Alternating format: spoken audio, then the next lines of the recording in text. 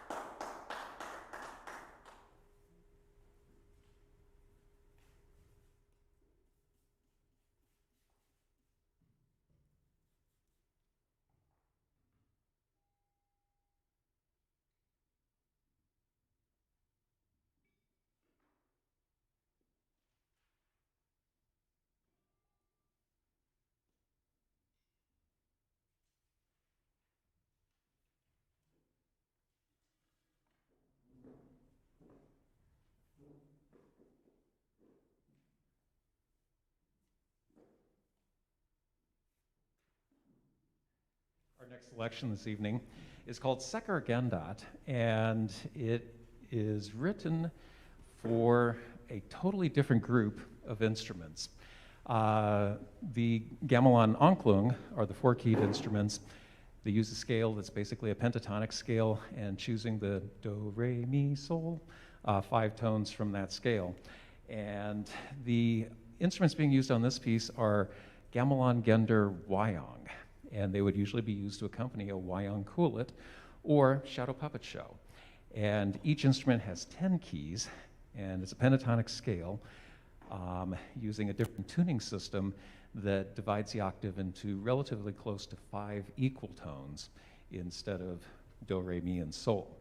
And between the 4 instruments, the larger ones in the back row, bottom 5 notes are unique to those instruments. The top 5 notes overlap with the bottom 5 notes of the keyed instruments in the front row, and then the top 5 notes on these 2 instruments are an octave higher. So there's a total of 3 octaves of pitches between the instruments.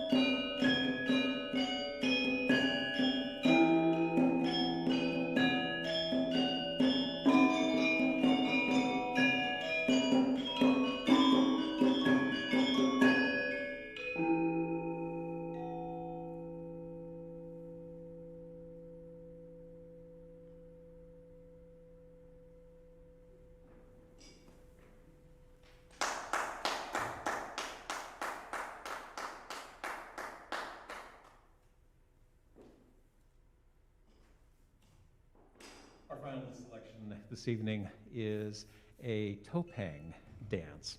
Topang is a mask dance performed by a solo male dancer, adult, and will usually have a very elaborate, ornate costume, sarong and very colorful cape with a lot of silver or gold and reds in it, similar to the casings on the instruments.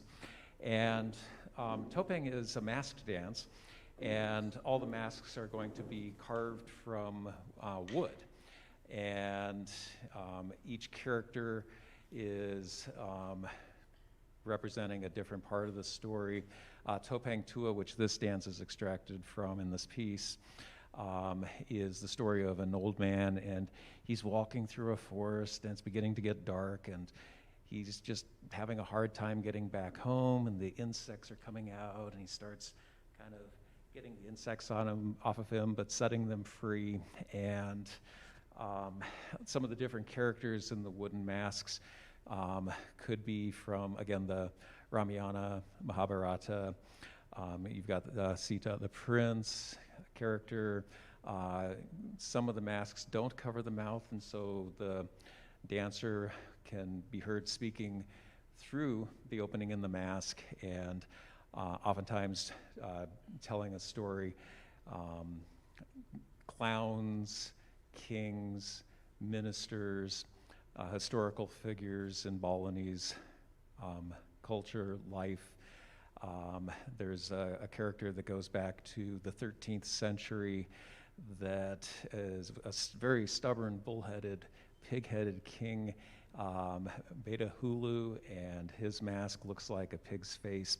It was said that he could meditate so deeply that one day he was meditating by a river and his head separated from his body, and he lost his focus and his head fell into the stream. At the same time, a pig was being slaughtered upstream, and then he was very pig-headed and stubborn for the rest of his rule after that.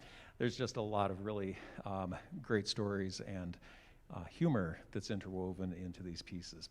Frequently, the dancer is the leader of the ensemble. Oftentimes, the drummer is the leader of the ensemble, but in this case, the dancer will do a move, and he'll give a sudden gesture. The musicians will react, the drum will signal, and they'll change the texture of the music to another section, and it's just this wonderful dialogue back and forth between the instruments and the dancer.